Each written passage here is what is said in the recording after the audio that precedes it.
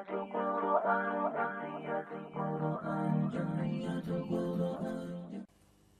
اشرح لي صدري ويسر لي أمري واحلل عقدة من لساني يفقهوا قولي واللهم ثبتنا عند الموت بلا إله إلا الله واللهم اجعلنا من الذين آمنوا وعملوا الصالحات وتواصوا بالحق وتواصوا بالصبر آمين يا رب العالمين. First of all, it's an honor to be here at the East London Mosque, and I want to share with you that I have a special love for the city of London. Every time I get a chance, I come here. More often than not, I am here without telling anyone. And the thing that I love about the city the most is the Muslims of the city. And it is something special that you have here. There's an energy even among the youth here that have a zeal to serve this deen, to commit themselves to this deen, that is unprecedented in the Western Muslim world. I've been to countries like Australia, all over Canada, all over the United States, many other parts of the world, and I haven't seen the kind of energy and the kind of enthusiasm that young people have towards their deen that I see here. Today's khutbah, in any case, I wanted to share with you some things about something that we recite all the time, something that we say all the time, and we overlook, I would argue, all the time. And that is the gift of Allah that He revealed to all of us, and that is Bismillahtaki ar-Rahman ar-Rahim. There is so much that can be said about Bismillahtaki ar-Rahman ar-Rahim, but I hope to share a few things with you today. The first of them is obviously the most common that you might be familiar with, is in the name of Allah. That's how it begins, in the name of Allah. We'll get to ar-Rahman ar-Rahim in a little bit. But when you say in the name of Allah, it's the Arabic word ism that has been translated as name. But actually the Arabic word ism comes from the original wasam. And wasama in Arabic as a verb means two things. It means a mark, some kind of brand, like sometimes they would have animals, anybody's horse, it could be there's a lot of white horses, and is it mine or is it yours? So they would put a brand on the horse. So now I know this one's mine.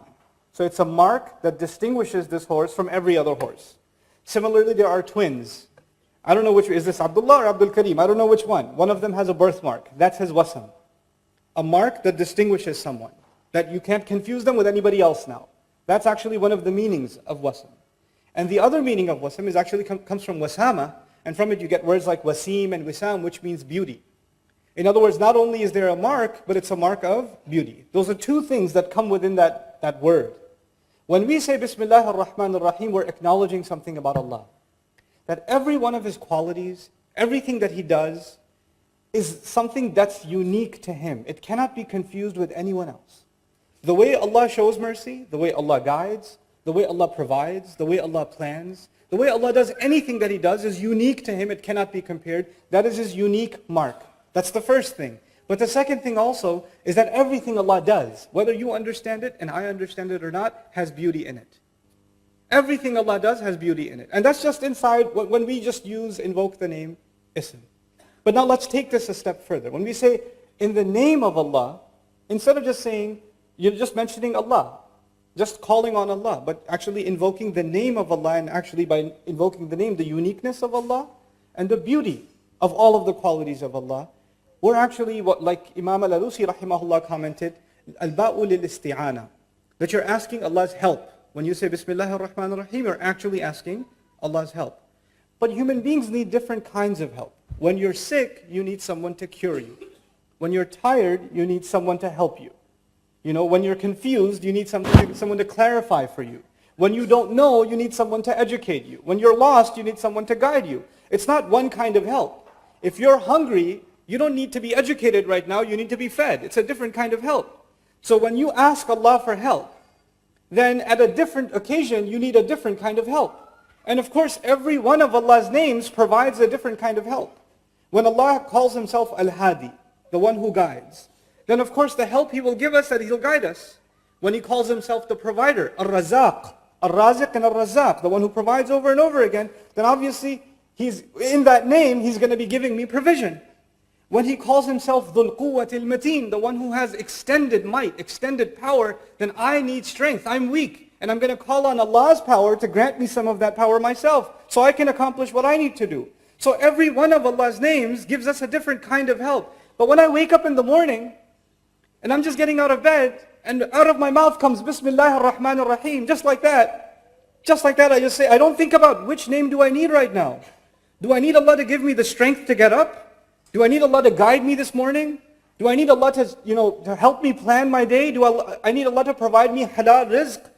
Do I need Allah to provide me peace in my family and security? Which name of Allah should I call on? And it is the gift of Allah that by using just the word ism, it is all of the names of Allah, all of the unique qualities of Allah, all of the beautiful things about Allah that you included just inside the word ism, whether you thought of all of those names or not. This is the mercy of Allah. I could not have thought of all of the things that I need from Him. Because I don't need one thing, I need too many things. I'm in too much need. And so I can't even think of all of those names. وَلِلَّهِ أَسْمَاءُ الْحُسْنَى فَادْعُوهُ بِهَا, He says. For Allah, they're the most beautiful names. Call Him by all of those beautiful names. But how many people are going to learn all the names of Allah? Not everybody will know all the names of Allah, but we need all of them. So Allah gave us a gift. When we say Bismillah, just Bismillah, we've already called upon all of Allah's names. The one you will ever learn and the one you will never learn, all of them been included. Subhanallah. And that's a gift of Allah Azza wa Jal when we say Bismillah ar-Rahman ar-Rahim. Now, the second thing on this point, وَلِلَّهِ الْمَثَلُ الْأَعْلَى. Sometimes to appreciate what Allah does for you and me, because what He does is unique. Sometimes it's healthy to make a comparison how we deal with each other. There's a father, or a mother even, and she pours her love out on her child. She takes care of this child even before the child is born. This kid is inside her stomach, causing her pain, destroying her body from within, and all she does is make dua for him. When will you ever find another human being, all you do is cause them pain? Every day goes by, the womb gets heavier and heavier. Now she's throwing up even more and more and more. Food starts tasting like paper. She can't even sit down straight. Her back hurts all the time. She's even hurting when she's sleeping. She has to and she's worried about her, and she's hungry all the time because the baby takes all the food. And it doesn't even taste good for her to eat. This creature causes her pain upon pain upon pain. وَهْنًا عَلَى وَهْن كَمَا يَقُولُ الْقُرْآنِ. Subhanallah. Weakness on top of weakness. Burden on top of burden. And yet all she does is her love keeps increasing. Her love doesn't go down, it keeps increasing. It doesn't say, enough already, child. I had enough. I've been dealing with you for 6 months. There's 3 more months to go. She doesn't do that. Her du'as start increasing. She comes to the imam and says, which surah can I recite so my baby can hear it? And then the baby comes out and almost kills her. Almost kills her. She bleeds almost to death. And when will you ever have someone that bleeds you? That almost kills you? And the first thing you want to do is take care of them and hug them and feed them. That's your mother. That's what she does. And that's just what she did at birth. What the love that she's given you, the support that she's given you, even when you're an adult, so many of you, there's no one you can talk to and you'll talk to your mother. There's no one who will understand you, your mother will understand you. There's no one who will feel your pain, your mother will feel your pain. That's not just when we were babies, even when you're 50 years old, it doesn't matter. And that mother, somebody goes to her, the son goes to her and says, Mom, you're so great. You make such good roti. Please help me. And the mother's thinking, that's all I'm good for? I've done nothing else for you but make roti? That's the one thing that came in your mind? All the other sacrifices I made? I took, 5 different trains and 3 different buses to get a job so you can go to college and all you can thank me is you made roti the other day? That's all that came in your mind? How ungrateful are you? She doesn't say it, but she feels it. She doesn't say it. She still loves you. But you and I, no matter how hard we try, we can never acknowledge the goodness of our mother. We can't do it. If we were to call on Allah with one name, imagine you called on Allah, Ya Razzaq, Bismillah Razzaq. I just call on Allah the name of Razzaq. That's it. Then you're only appreciating what about Allah? That He provided for you. But you didn't appreciate that He guides you. You didn't appreciate that He protects you. You didn't appreciate that He secures you and gives you good people in your life. You didn't appreciate that He gives you knowledge. You didn't appreciate that He made you Muslim. That He gave you your health. That He gave you your job. You didn't appreciate any of those things. You just reduced everything about Allah to one of the things He does. One of them. And Allah kept us from reducing Allah Himself subhanahu wa ta'ala because that's offensive. We wouldn't even know. وَيُعَلِّمُكُمْ مَا لَمْ تَكُونُوا تَعْلَمُونَ. He taught you what you couldn't have even known. We would have even been praising Allah and it would have been offensive because it's just not enough. So He gave us Bismillah. He gave us this phrase.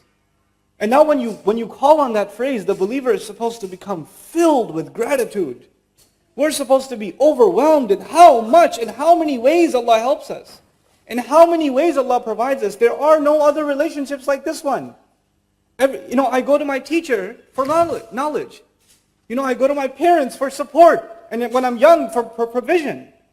I go to my spouse for emotional support and love. I go to different people for different things. But to Allah, you go to Him for all things. You go to Him for everything. There's not one thing that is missing when you and I turn to Allah. So that's the first part of the equation, Bismillah. But then Allah didn't stop there. Even actually, I want to share with you some things about the word Allah. Our ulama had a long debate in our history. What is the origin of the word Allah? Does the word Allah come from ilah? And is it the combination of al-ilah? Al-ilah. Or is it a name of Allah that belonged to Allah from before Arabic and before all languages? It's always been the name of Allah. There's been these two positions all across our history, and both of them have their evidences. But I want to share some things with you. Even if you say that this word comes from the word ilah. Ilah is commonly translated someone to be worshipped. Al-ma'bud. Al-ma'bud. Al-ma'luh, bima'na al-ma'bud. But the word aliha, the verb in Arabic, it actually comes from love. The origin of the word faza'a ilayhi wa ahabbahu ashad al-hub.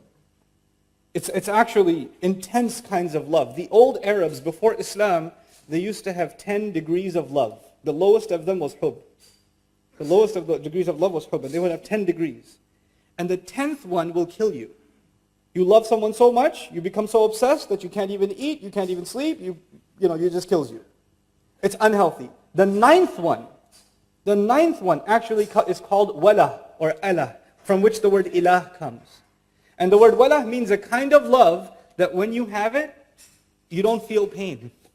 When you have it, you don't feel hunger. You don't feel sadness. This love fills your appetite so much, there's no room left for anything else. There's no negative emotion left in your life because this ilah has filled it for you.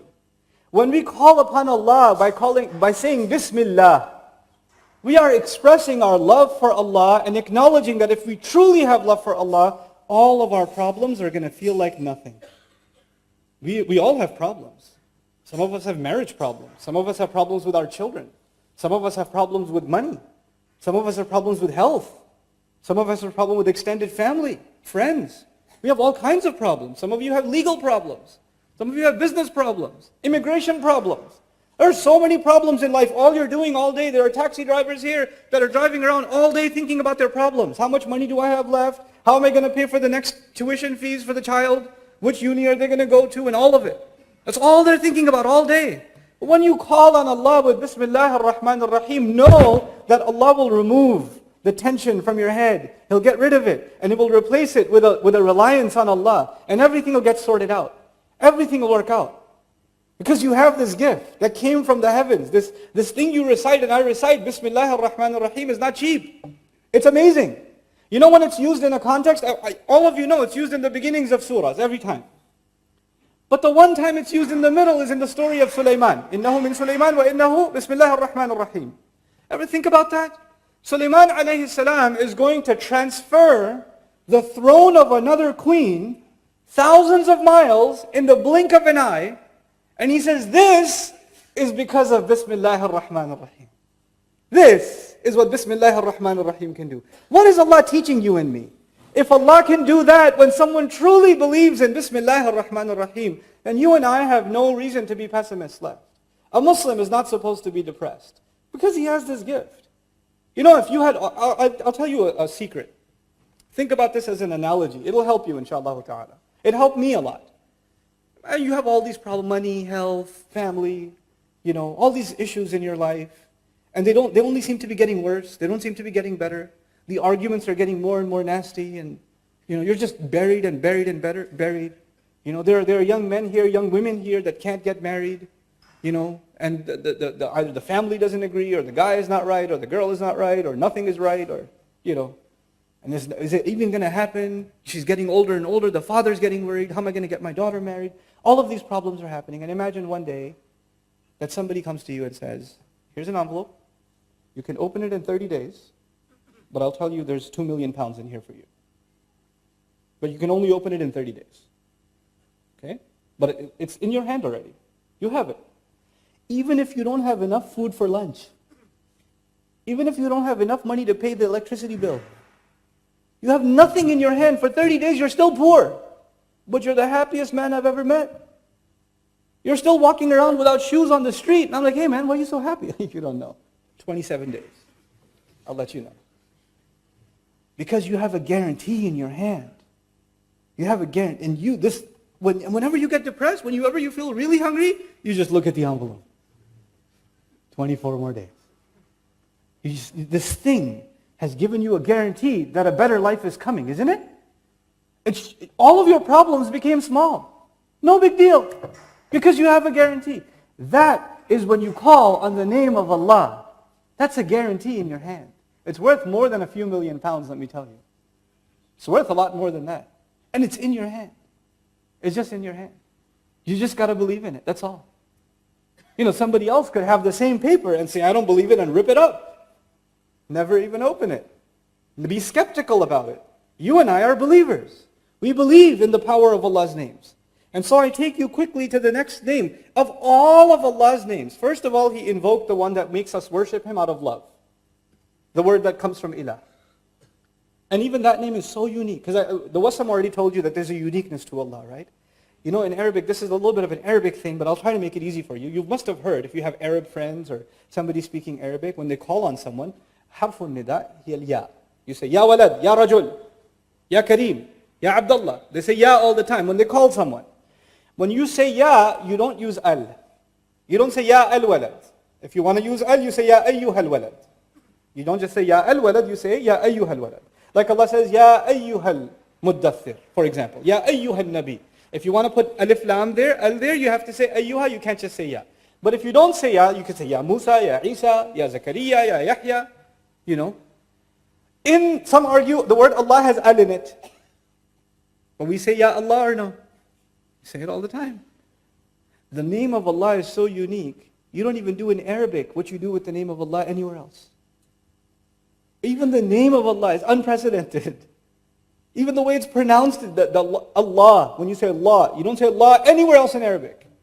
Even the way it's pronounced is unique. Even the way Allah gave us the gift of His name is to tell us you are dealing with someone like as no one else. He's like nobody else. He will help you like nobody else. He loves you like nobody else. He cares for you like nobody else. He remembers you like nobody else. He's always with you like nobody else. Everyone else will leave you. Everything else will leave you. Allah will never leave you. That's what He reminds you and me of. That's what He reminds you and me of. Now, there's a lot to talk about, like I said, but I will finish on time. I respect the fact that a lot of you have to get back to work and have other responsibilities. I have about 5 minutes left, so a few things I'll try and squeeze in about this beautiful phrase. The two names of Allah, of all of His names that He could have included, because He has the best of all names. But the two descriptions that He wanted us to know every time we do something, every time we call on all of His qualities, of them, two of them should come to the front of our mind. Meaning two of His qualities overshadow everything else. When you think of everything else about Allah, it is under these two. And those are Ar-Rahman Ar-Rahim. Ar-Rahman Ar-Rahim. What incredible two names. Ar-Rahman simply means three things. It means that Allah's love and mercy and care is extreme. Mubalagha means it's beyond what you can imagine. It also means, so it's extreme, that's the first thing. The second thing is that it's immediate. The second thing is that it's immediate, which means you don't have to wait for it. It's happening right now. And the third of the meanings of when you use fa'lan, that's the scary one, it's actually not permanent. It's extreme, it's immediate, but it's not necessarily permanent. When you say, for example, in Arabic, atshan means thirsty. Thirst is not permanent. When you say jaw'an is extremely hungry. It's extreme, it's immediate, but it's not permanent. When you say ghadban, extremely angry, it's not permanent. Well, for some people it is, but yeah, for most people it's not permanent. But the beauty of the Arabic language and the beauty of how Allah chose to describe Himself, this is a kind of mubalagha. Even if it's temporary, it doesn't go away on its own. If you're thirsty, the thirst will not go away on its own until you use water. If you're hungry, hunger will not go away on its own until you eat food. If Allah is Ar-Rahman, if Allah is excessively loving, excessively caring, excessively merciful, that extreme love, mercy, and care will not go away ever until you remove it. Until you don't want it. Allah will never take it away. People don't want it sometimes. Rasulullah ﷺ one time told the Sahaba, strangest thing, the Sahaba are sitting there, and he looks at them and he says, كُلُّكُمْ يَدْخُلُ الْجَنَّةِ إِلَّا مَنْ أَبَى. He said, all of you are going to Jannah, except the one who refused. This like, why would? And even the Sahaba asked the same question that came in my head. وَمَنْ يَأْبَى مِنَّا يَا رَسُولَ اللَّهِ. Who's gonna refuse? Why would we refuse to go to Jannah? He says, مَنْ أَطَاعَنِي دَخَلَ الْجَنَّةِ وَمَنْ أَبَانِي فَقَدْ أَبَى مَنْ عَصَانِي فَقَدْ أَبَى.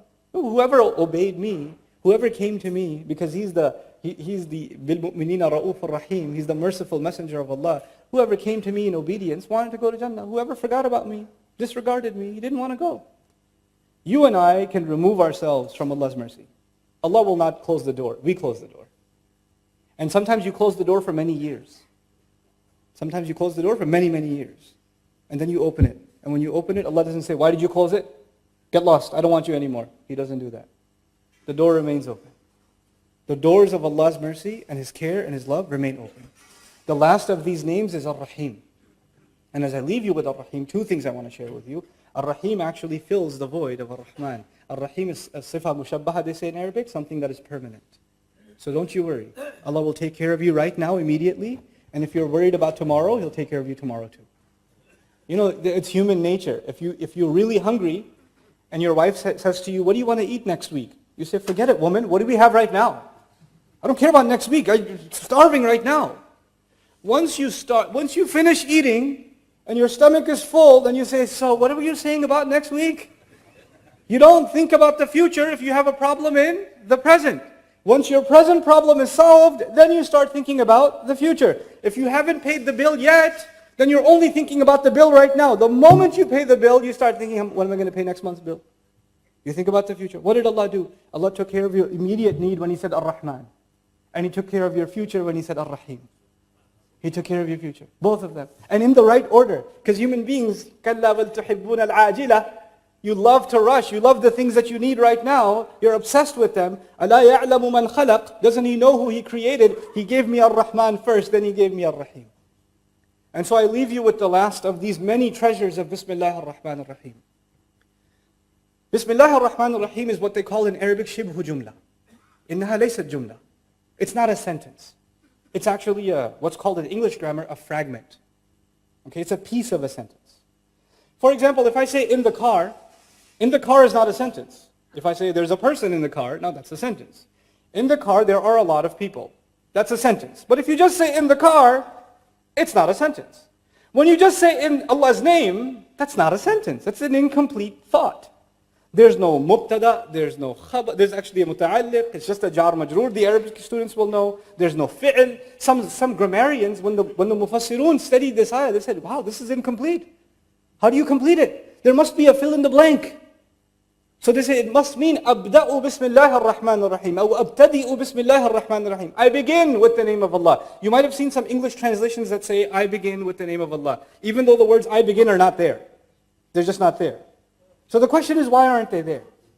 And that's what I hope to share with you now. Allah Azza wa Jal in His wisdom, the one who allaman al-bayan, right? He taught us how to speak. He knows how to speak. When He wants to make a full sentence, He will make a full sentence. When He wants to give you half a sentence, He will give you half a sentence. We don't judge Allah's speech by our standards. Our speech is judged by Allah's standards. He's the one who taught us how to speak. Subhanahu wa ta'ala. He gave us an incomplete statement on purpose, because what you do next completes it. In the name of Allah, I eat. In the name of Allah, I get out of bed. In the name of Allah, I wash my face. In the name of Allah, I get in my car. Everything you do is actually completing Bismillah ar-Rahman ar-Rahim. It is as though this beautiful gift of Allah was waiting to complete everything you do. It's the other way too. And now you know what you understand? There's lazim and malzoom. If you do anything without Bismillah ar-Rahman ar-Rahim, it's incomplete. This was a part of it. This is a part of the equation. It had to be. In small things and big things. And so, now that my time is up, inshallah ta'ala, at some other time perhaps I'll come and share with you one of the beauties of Bismillah ar-Rahman ar-Rahim in the one surah where there's no Bismillah ar-Rahman ar-Rahim, Surah At-Tawbah. But that's for another time, bi'idhnillah ta'ala. Barakallahu li wa lakum fil Qur'an al-Hakim, wa nafa'ani wa iyyakum bil ayati wa dhikr al-hakim.